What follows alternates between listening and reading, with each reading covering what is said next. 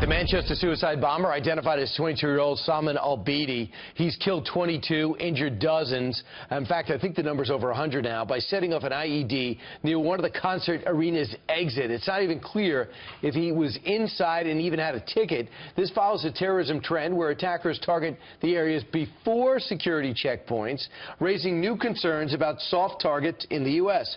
Here to explain is Paul Viollis. He is the former supervisor for the New York District Attorney's Criminal Court Unit and played a pivotal role in the 2014 security situation with the Super Bowl at MetLife Stadium. So first off, when you hear about how the British approach security in a metropolitan area, a little different than us. No question, Brian. I mean, you know, we got a lot of heat. I remember when the planning of the Super Bowl was at the Giant Stadium because people were saying how inconvenient it was going to be and how much time it was going to cost vendors because they pushed the perimeter back.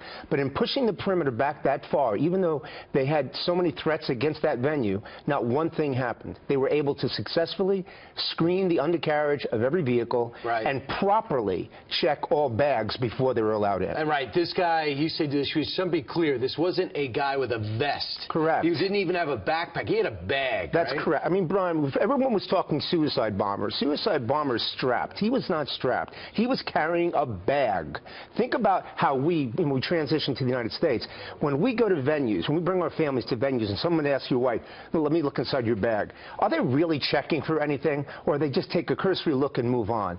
If they really checked his bag, it begs the question, what are the qualifications of the person that was doing that screening? That's the thing that we need to be looking at. And was he supposed to be a suicide bomber to go off prematurely? If you're carrying a bag, that's not usually how a suicide bomber operates, right? That is absolutely correct. Remember, Brian, it's a different profile. The pedigree of the individual that's going to plant an IED as opposed to someone who's going to go in strapped, two entirely different things. If I go to an event, I need a ticket, and it looks like he's in the foyer area. It's not even clear he needed a ticket at that point. The concert's over, people coming out. He walks in, bright red shirt, carrying a bag.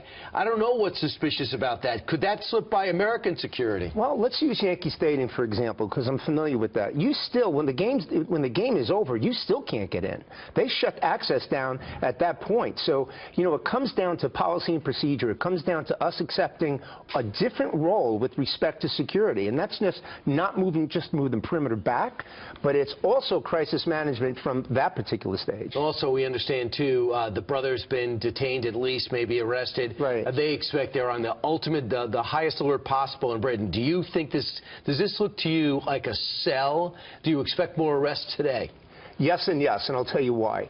When you look at the composite of the ordnance that was used, he was cooked. I mean, he was taught how to make it. And there was no question that a lot of time and effort went into why that venue, why that particular concert, the demographic of those that were attending, and why at that particular time and why at that particular location. He was coached and he was trained. Other people are going to be arrested, not just today, but going forward.